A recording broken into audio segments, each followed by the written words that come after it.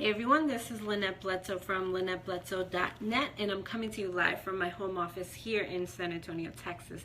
And today is kind of a continuation from yesterday's blog where I was talking about different characteristics that every top leader has within their company. Now today I'm actually going to touch a little bit more base on one of those characteristics. And yesterday, if you saw my video, I talked about blogging, but I didn't want to get too much into depth with that one, only because I knew I was going to talk about it today. So, and I have some notes here, so just don't mind me if I go back and forth. So yesterday I mentioned one of the things I wish we would have did in the very beginning was blogging. Blogging has been like one of the best things that we've done for our business because it's actually 10 times the amount of leads that we get every day. So it really doesn't matter what company you're with, you can start blogging today. And if you think about it, think about this.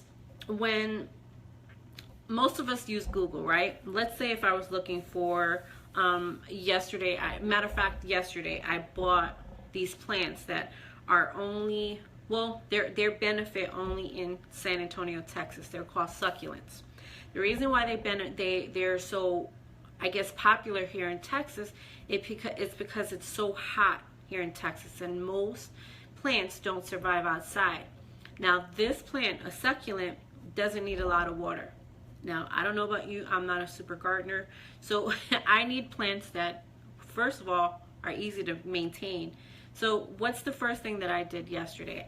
Before yesterday, because I did buy a couple plants, the first thing that I did was look up on my favorite search engine, Google, look up what type of plants can live in Texas heat, because I've wasted money on several different plants and they don't survive on plants. Now, if you're saying, oh gosh, what is she talking about? Let me tell you. I Googled what plants are most popular or can exist in the heat of Texas. So many of the searches that came up for me were of different blogs telling me about succulents. So when I went out to the store, I knew exactly the type of plant not to waste money on, which were succulents. So when I brought that plant home, I looked up how to care for succulents. I came across so many blogs that actually had giveaways on downloadable sheets that I can take a look at just to see how to maintain it, how not to put so much water into it, all these different tips that I got. So what does that tell you? What the heck does that have to do with network marketing, right? Everything. Most people, when they look up tips, right? Let's say, I'm just going to use the example of health and wellness. I'm not in health and wellness, but this is an example just to give you a tip. Most people, when they're looking for information on health and wellness, right? They're looking for workout tips. They're looking for meal preps. They're looking for recipes, right?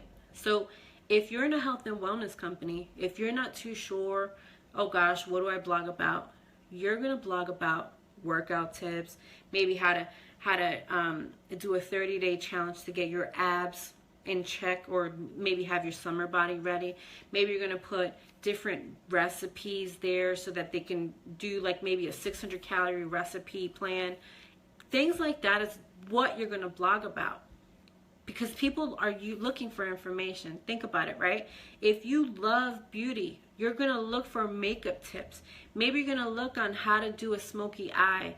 Maybe you're going to look, if you're in travel, maybe you're going to look on the best ways to put a week's worth of clothing into a suitcase. Or maybe tips on how to travel with children under 5. Things like that, because people are searching for that information. You may not think they're searching for the information, but believe me, something as simple, and like I said, I use the example of the plant. People are searching for the information. If you're not there to provide that information to them, they're going to find it from somebody else. For instance, my husband and I, we provide tips to network marketers. So what do we provide? This video right here is basically showing you how to find or how to figure out that target market. It's very easy. Look at your customers. What kind of customers are they? Are they busy moms? And these could be actually titles for your blog. Busy moms who maybe how to create a meal for children under 2 that doesn't taste nasty. It doesn't have to be like that. Or how to plan a meal for $20 or less. Things like that is what your target market is. And guess what? You're not going to spiel all about your company. You're going to drip and drab that information. You can have like a cheat sheet on the right hand side of your blog saying, 7 ways to eat under 300 calories. Things like that. Think about your target market. You're going to provide them with information. The more that you provide information, the more likely they're going to buy. They're going to love you and trust you and keep coming back for more every day. One suggestion I would do is I would try to blog at least 3 to 5 times a week. Even if it's a video, if you're not a writer, because we have a lot of coaching clients that struggle with that. They like to make videos, which is fine.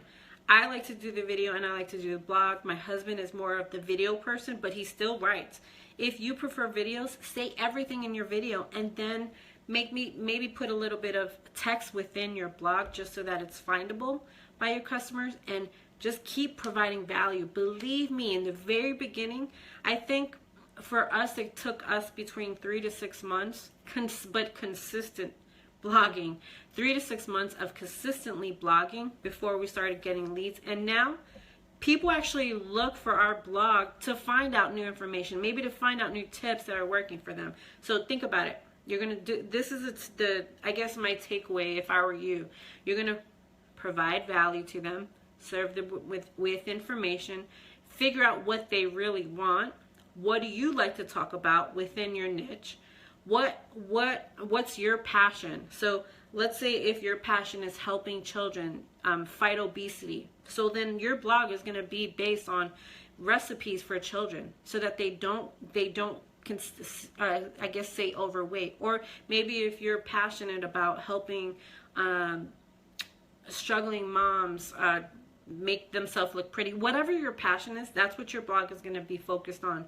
Those people. You don't want to be so generic that it's not findable by your specific target market. So like I said, our blog, if you look at it, it's focused on network marketers, but maybe you want to help children fight obesity. So your blog is going to be about recipes that kids would like, or maybe recipes that kids won't throw in the garbage, right?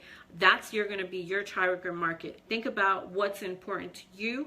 I'm just trying to see what else we have. And also Google what other people are finding.